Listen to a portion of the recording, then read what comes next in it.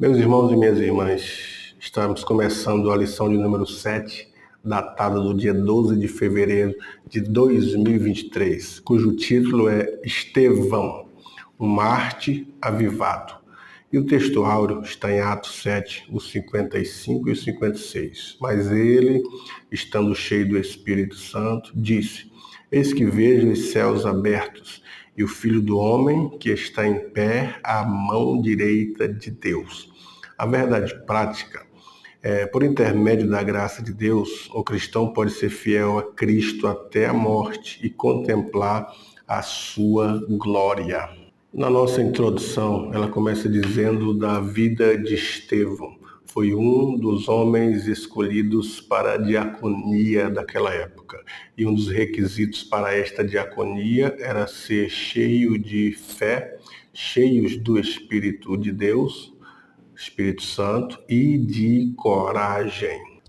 O primeiro tópico da lição, o testemunho de Estevão, e o primeiro ponto, Estevão usado por Deus, já está dizendo que a escolha de Estevão se deu exatamente por ele ser um homem cheio de fé, um homem cheio de coragem, e o Espírito de Deus está sobre a vida de Estevão.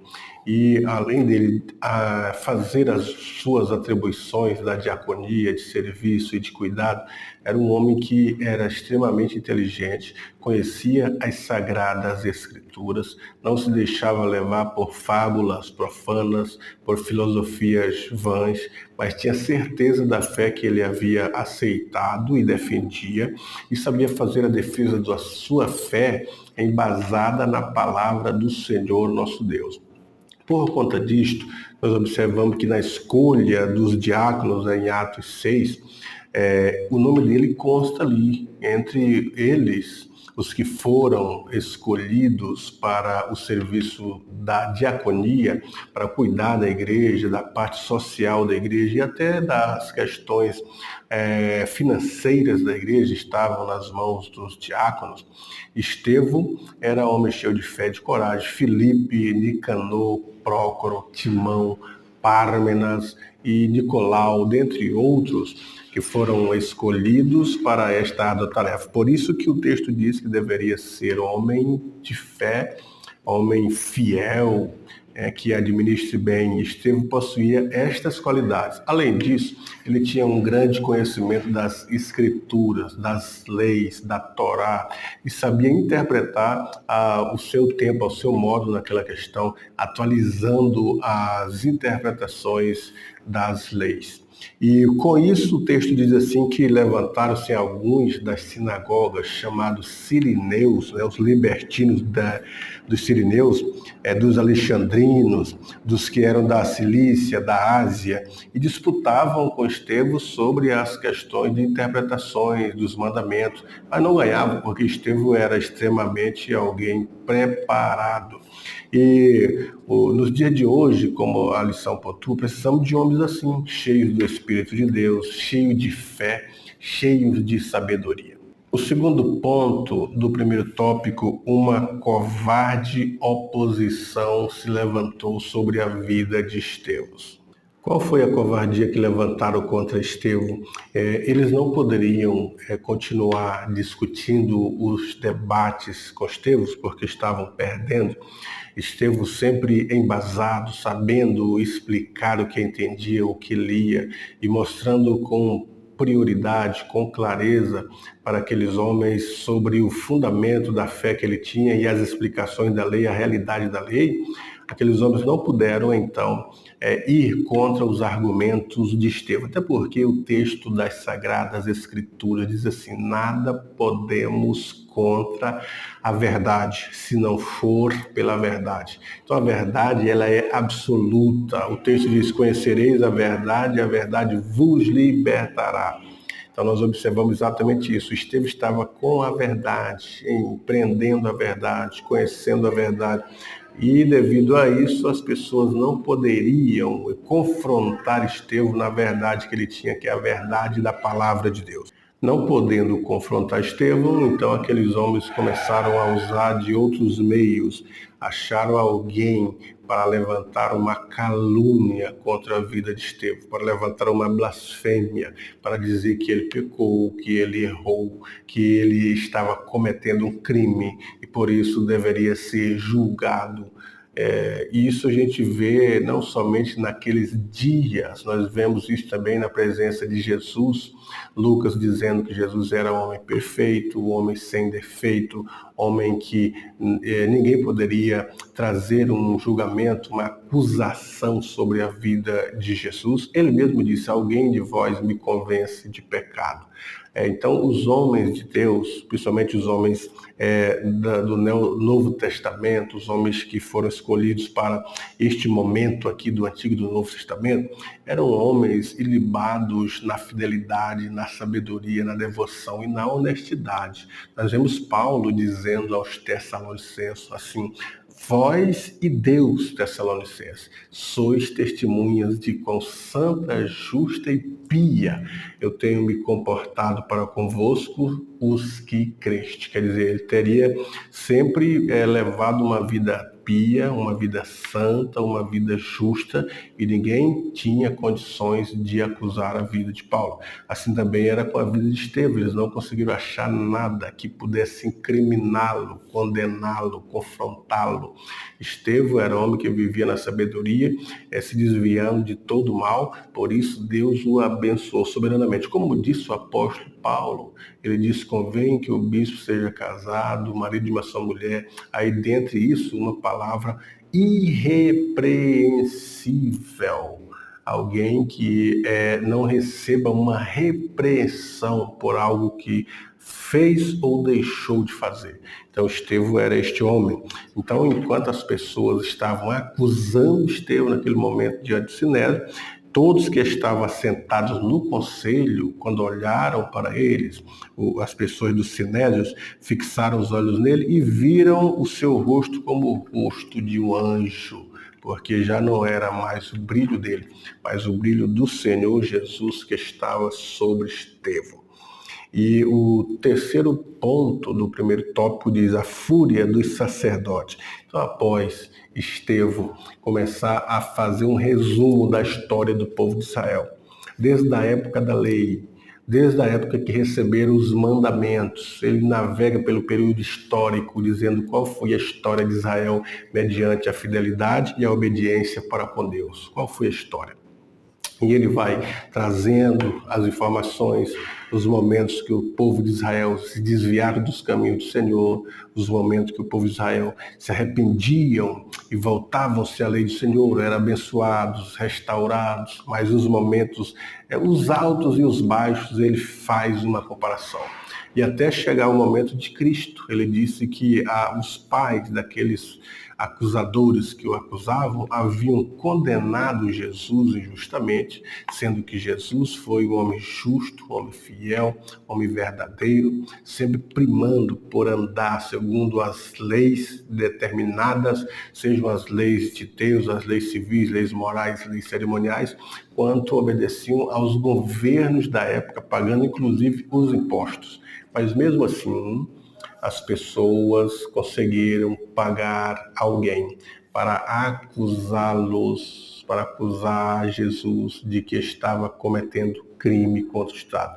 E quando ele dizia isso, quando ele denunciou o homicídio daquelas pessoas, o pecado daquelas pessoas, eles se enfureceram contra Estevão, se levantaram contra Estevão, mas Estevão estava com uma autoridade do Espírito que Deus colocou no seu coração, continuou falando destemidamente. O segundo tópico da lição, a preciosa morte de Estevão. E o primeiro ponto, cheio do Espírito Santo. Então, após a fúria dos seus inimigos, após Estevão contar todo o relato do seu povo e os crimes e os erros que eles cometeram e fazer um alerta para eles, dizendo que eles estavam pecando, que estavam acusando injustamente e que eram criminosos, e denunciar com a autoridade do Espírito de Deus, a fúria sobre Estevão foi maior. Aqueles homens, então, tentaram intimidar Estevão, como diz o texto, mas ele, estando cheio do Espírito Santo, fixando os olhos no céu, Ele viu a glória de Deus e Jesus que estava à direita de Deus e disse: Eis que vejo os céus abertos e o Filho do Homem que está em pé à mão direita de Deus. Ele teve essa visão, uma visão que espiritualmente foi avivada e contempla a glória de Deus diante de uma tormenta. Isso fez com que os seus acusadores ficassem mais furiosos com a visão que Estevão estava tendo, porque de fato Estevão estava prestes a ser o primeiro mártir a morrer por Cristo, pela sua fé, a morrer pelo amor de Jesus Cristo, mas e devido a esta escolha, a esta atitude de fidelidade e essa certeza da esperança por vir, certeza de vida futura, uma vida eterna, foi que levou Estevão a ter esta visão, porque o Senhor Deus então mostrou para ele esta visão para que ele continuasse até o final, a não negar o nome precioso de Jesus, mas sim sofrer o martírio por amor de Cristo, porque isto foi algo profetizado por Jesus, que ele disse exatamente do que eles seriam quando tirasse o pastor, feririam as suas ovelhas. E tirou o pastor, o sumo pastor, que é Jesus, e agora as ovelhas estavam sendo feridas por causa do nome de Jesus. E de repente, nós vemos aqui no segundo ponto, do segundo tópico, a violência dos acusadores. Então, quando ele estava falando aquelas promessas, falando sobre o histórico de Israel, de desobediência e consequência e pecado, e eles já não aguentavam ouvir a verdade de Estevão, pregada por Estevão, e já tapavam os ouvidos, já não queriam ouvi-lo, e agora com esta visão que ele viu os céus abertos, que viu o Senhor Deus, eles enfurecidos partiram para cima de Estevão, levaram ele com violência para fora da cidade, para ali fazer o primeiro mártir da igreja cristã. E àquela altura, Saulo de Tarso era um dos principais perseguidores, estava ali também consentindo na morte de Estevão, dando apoio e suporte a quem estava matando Estevão. Então, Estevão foi apedrejado. Aqui no terceiro ponto diz o perdão no martírio. Naquele momento de suplício e de dores, Estevão não demonstrou sentimento de vingança quando eles começaram a jogar pedras em Estevão. Começaram a matá-lo, porque ele morre apedrejado, pedradas na cabeça, pedradas no corpo inteiro, e ele vai desfalecendo.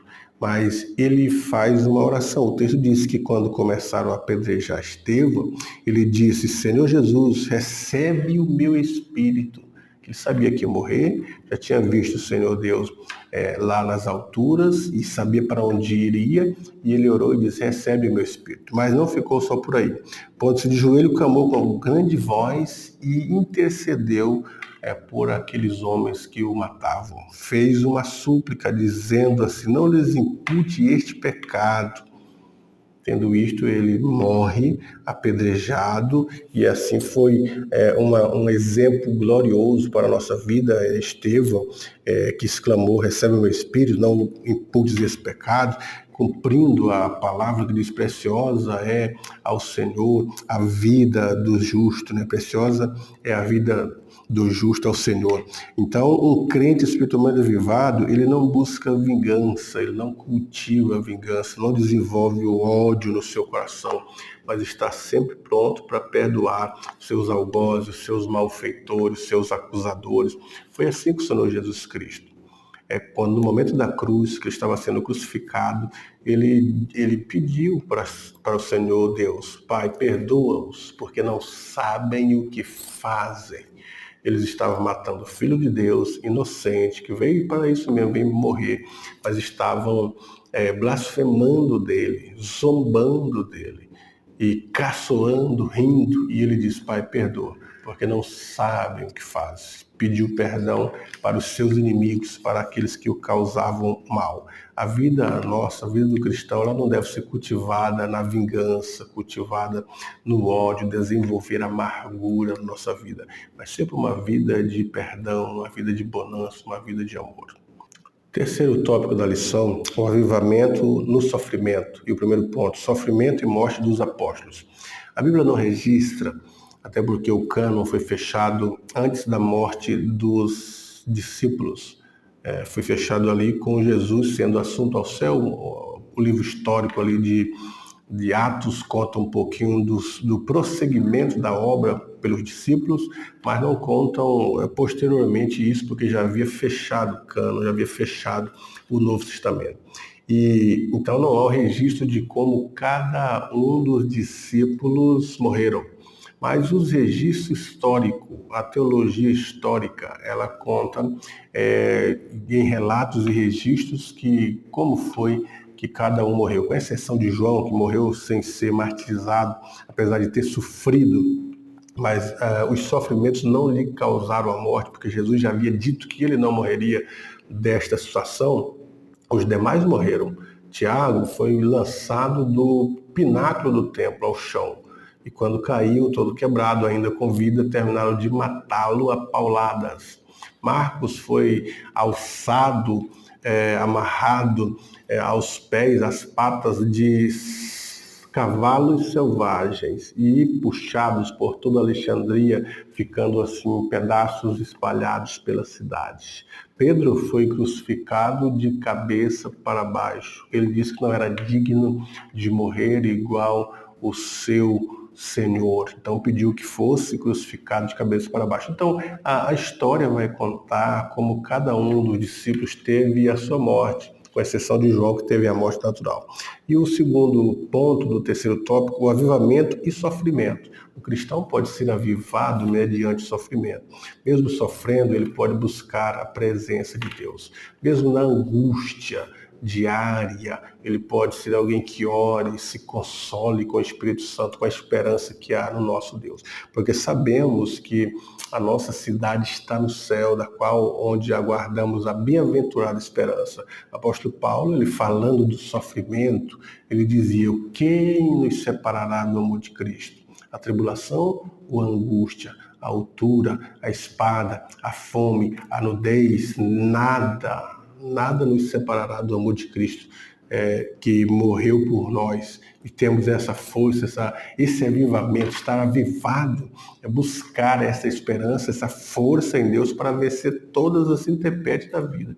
Sejam as doenças, sejam as perseguições, sejam o sofrimento diário, através do trabalho ou não. Então o cristão ele deve estar preparado para enfrentar isto, por um bem maior, que é a vida eterna com Jesus.